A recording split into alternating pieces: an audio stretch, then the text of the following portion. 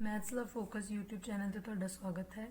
ਜਿੱਦਾਂ ਕਿ ਤੁਹਾਨੂੰ ਸਾਰਿਆਂ ਨੂੰ ਪਤਾ ਹੀ ਹੈ ਕਿ ਉਹ ਵਾਲੀ ਫਿਗਰ ਜਿਹਦੀਆਂ ਵੀ ਤਿੰਨ ਸਾਈਡਾਂ ਹੋਣ ਉਹਨੂੰ ਅਸੀਂ ਟ੍ਰਾਇੰਗਲ ਕਹਿੰਦੇ ਆ, ਤ੍ਰਿਭੁਜ ਕਹਿੰਦੇ ਆ। ਤੇ ਟ੍ਰਾਇੰਗਲ ਦੀਆਂ ਕੁਝ ਥਿਊਰਮਸ ਹੁੰਦੀਆਂ ਆ ਜਿਹੜੀਆਂ ਕਿ ਇੰਪੋਰਟੈਂਟ ਥਿਊਰਮਸ ਅੱਜ ਮੈਂ ਡਿਸਕਸ ਕਰਨ ਜਾ ਰਹੀ ਹਾਂ।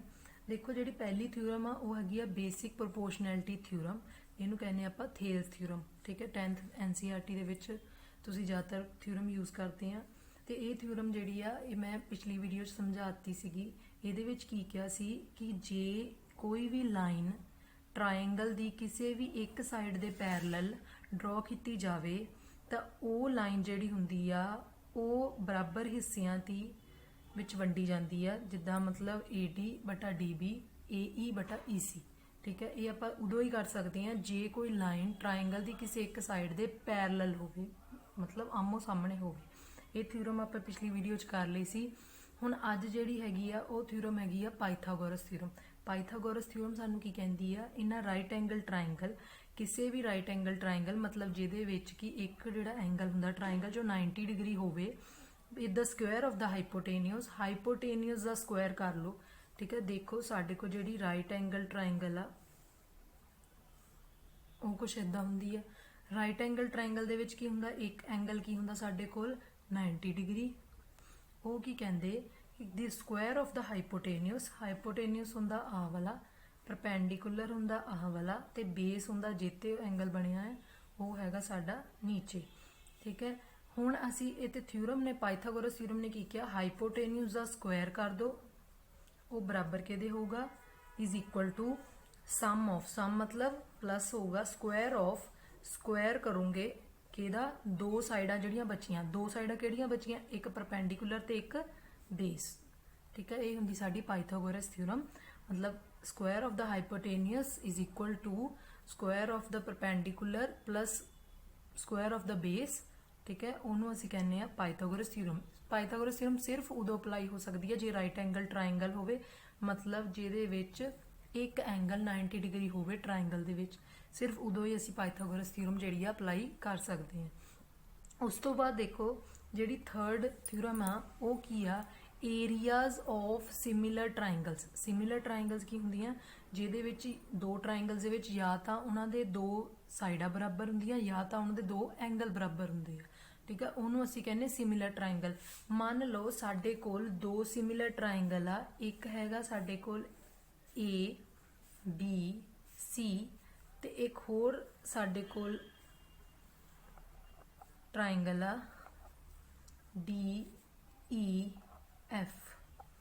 ਠੀਕ ਹੈ, ਇਸ ਥਿਊਰਮ ਦੇ ਅਕੋਰਡਿੰਗ ਕੀ ਆ, the ratio of the areas of two similar triangles. ਹੁਣ ਆਪਾਂ ਕੀ ਕਿਹਾ, ABC ਤੇ DEF ਕੀ ਆ, ਸਿਮਿਲਰ ਟ੍ਰਾਇੰਗਲਸ ਆ। ਠੀਕ ਹੈ, ਜਾਂ ਤਾਂ ਇਹਨਾਂ ਦੇ ਦੋ ਐਂਗਲ ਬਰਾਬਰ ਹੋਊਗੇ। ਠੀਕ ਹੈ, ਸਾਈਡ ਤਾਂ ਹੋਣੀ ਨਹੀਂ ਕਿਉਂਕਿ ਇੱਕ ਮੈਂ ਵੱਡੀ ਡਰਾ ਕੀਤੀ, ਇੱਕ ਛੋਟੀ ਡਰਾ ਕੀਤੀ।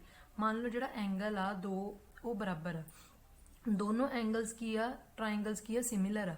ਹੁਣ ਉਹ ਕੀ ਕਹਿੰਦੇ ਆ, ਉਹਨਾਂ ਦੀ ਏਰੀਆਜ਼ ਦੀ ਰੇਸ਼ੋ, ਮਤਲਬ area of triangle ABC upon area of triangle DEF is equal to the square of their ratios of their corresponding sides। ठीक है, पहला corresponding sides की होंगी, corresponding side होंगी सामने सामने वाली। देखो AB DE, AB upon DE, AC DF, AD BC EF। ਇਹ ਹੋ ਗਈਆਂ ਸਾਡੀਆਂ ਕੋਰਸਪੋਂਡਿੰਗ ਸਾਈਡਸ ਦੀ ਰੇਸ਼ੋ। ਉਹਦਾ ਕੀ ਕਿਹਾ ਆ, ਸਕੁਅਰ, ਮਤਲਬ ਇਹਦਾ ਵੀ ਸਕੁਅਰ ਆ ਜਾਊਗਾ, ਇਹਦਾ ਵੀ ਸਕੁਅਰ ਆ ਜਾਊਗਾ, ਇਹਦਾ ਵੀ ਸਕੁਅਰ ਆ ਜਾਊਗਾ। ਠੀਕ ਹੈ, area of triangle ABC, area of triangle DEF the ratio ਕਿਹਦੇ ਬਰਾਬਰ ਆਊਗੀ, ਉਹਨਾਂ ਦੀਆਂ ਕੋਰਸਪੋਂਡਿੰਗ ਸਾਈਡਸ ਦੀ ਰੇਸ਼ੋ ਦੇ ਸਕੁਅਰ ਦੇ। ਇਹਨੂੰ ਅਸੀਂ ਕਹਿੰਦੇ ਆ ਏਰੀਆਜ਼ ਆਫ ਸਿਮਿਲਰ ਟ੍ਰਾਇੰਗਲਸ। ਠੀਕ ਹੈ, ਨੈਕਸਟ ਥਿਊਰਮ ਦੇਖੋ ਕਿਆ ਆ, ਕਨਵਰਸ ਆਫ ਥੇਲਸ ਥਿਊਰਮ। ਠੀਕ ਹੈ, ਜਿਹੜੀ ਥੇਲਸ ਥਿਊਰਮ ਸੀ, ਥੇਲਸ ਥਿਊਰਮ ਨੇ ਸਾਨੂੰ ਕੀ ਕਿਹਾ ਸੀਗਾ ਕਿ ਜੇ ਕੋਈ ਇੱਕ ਲਾਈਨ ਟ੍ਰਾਇੰਗਲ ਦੀ ਕਿਸੇ ਇੱਕ ਸਾਈਡ ਦੇ ਪੈਰਲਲ ਬਣਾਈ ਜਾਵੇ ਤਾਂ ਉਹਨਾਂ ਦੀ ਜਿਹੜੀ ਰੇਸ਼ੋ ਹੋਊਗੀ ਉਹ ਬਰਾਬਰ ਹੋਊਗੀ।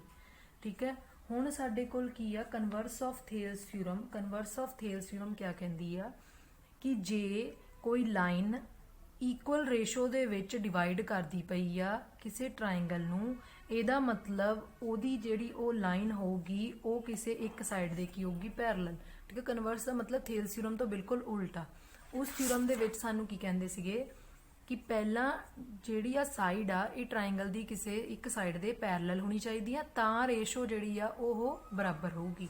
ਇਹਦੇ ਵਿੱਚ ਕੀ ਕਹਿੰਦੇ ਆ ਕਿ ਜੇ AD ਬਟਾ DB is equal to AE ਬਟਾ EC ਹੋਵੇ, ਠੀਕ ਆ, ਤਾਂ ਇਹਦਾ ਮਤਲਬ ਉਹ ਜਿਹੜੀ ਲਾਈਨ ਆ ਉਹ ਕਿਆ ਹੋਊਗੀ, ਪੈਰਲਲ ਹੋਊਗੀ, ਉਦੋਂ ਹੀ ਇਹ ਕੰਡੀਸ਼ਨ ਅਪਲਾਈ ਹੋ ਸਕਦੀ ਹੈ।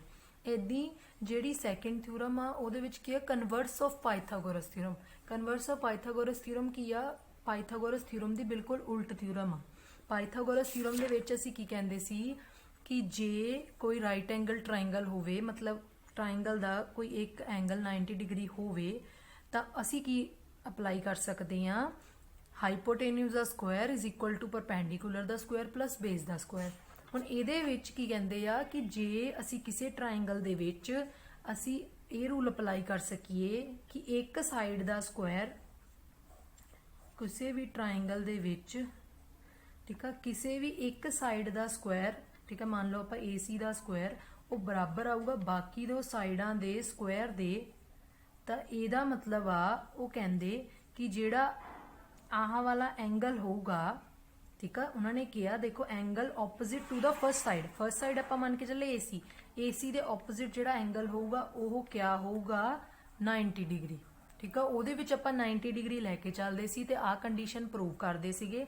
ਠੀਕ ਹੈ, H ਦਾ square is equal to P ਦਾ ਸਕੁਆਇਰ ਪਲਸ B ਦਾ ਸਕੁਆਇਰ। ਠੀਕ ਆ, ਦੋਨਾਂ 'ਚ ਬਸ ਫਰਕ ਇਹੀ ਆ ਕਿ ਦੋਨੋਂ ਇੱਕ ਦੂਜੇ ਦੀ ਆਪੋਜ਼ਿਟ ਆ। ਉਹਦੇ ਵਿੱਚ ਅਸੀਂ 90 ਡਿਗਰੀ ਲੈ ਕੇ ਚੱਲਦੇ ਸੀ ਤੇ ਆ ਜਿਹੜੀ ਕੰਡੀਸ਼ਨ ਸੀ ਉਹ ਪ੍ਰੂਵ ਕਰਦੇ ਸੀ। ਇੱਥੇ ਆ ਕੰਡੀਸ਼ਨ ਲੈ ਕੇ ਚੱਲਣੀ ਆ ਤੇ 90 ਡਿਗਰੀ ਪ੍ਰੂਵ ਕਰਨਾ ਹੁੰਦਾ ਹੈ।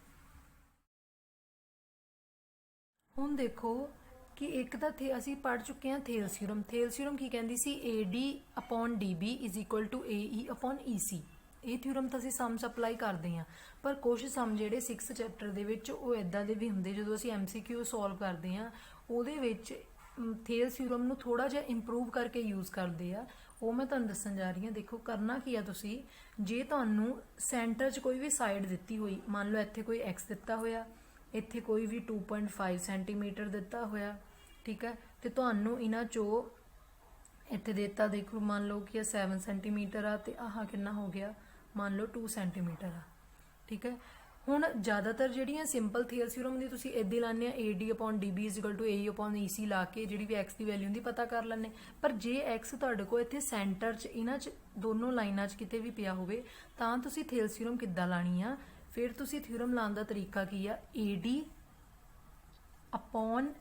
ਲੈਣਾ। ਮੀਨਸ ਅੱਧਾ ਹਿੱਸਾ ਪੂਰਾ ਹਿੱਸਾ ਬਰਾਬਰ ਜਿਹੜੀਆਂ ਵੀ ਆ ਸਾਈਡਸ ਆ। ਠੀਕ ਹੈ, ਜੇ ਇੱਥੇ ਵੀ ਲਾਉਂਗੇ AE/AC ਇਜ਼ ਇਕੁਅਲ ਟੂ ਲਾਉਂਗੇ DE/BC। ਠੀਕ ਹੈ, ਇਹ ਥੇਲਸ ਥਿਊਰਮ ਨੂੰ ਯੂਜ਼ ਕਰਨ ਦਾ ਤਰੀਕਾ ਆ ਜੇ ਤੁਹਾਡੇ ਕੋਲ ਸੈਂਟਰ ਵਾਲੀਆਂ ਜਿਹੜੀਆਂ ਪੈਰਲਲ ਜਿਹੜੀਆਂ ਲਾਈਨਸ ਆ ਇਹਨਾਂ ਤੇ ਕੁਛ ਨਾ ਕੁਛ ਦਿੱਤਾ ਹੋਵੇ, ਇਹ ਕਿੰਨੀਆਂ ਸੈਂਟੀਮੀਟਰ ਦੀਆਂ ਆ। ਠੀਕ ਹੈ, ਥੇਲਸ ਥਿਊਰਮ ਆਪਾਂ ਲਾਣੇ AD/DB AE/EC, ਉਹ 'ਚ ਸੈਂਟਰ ਵਾਲੀਆਂ ਨਹੀਂ ਯੂਜ਼ ਕਰਦੇ।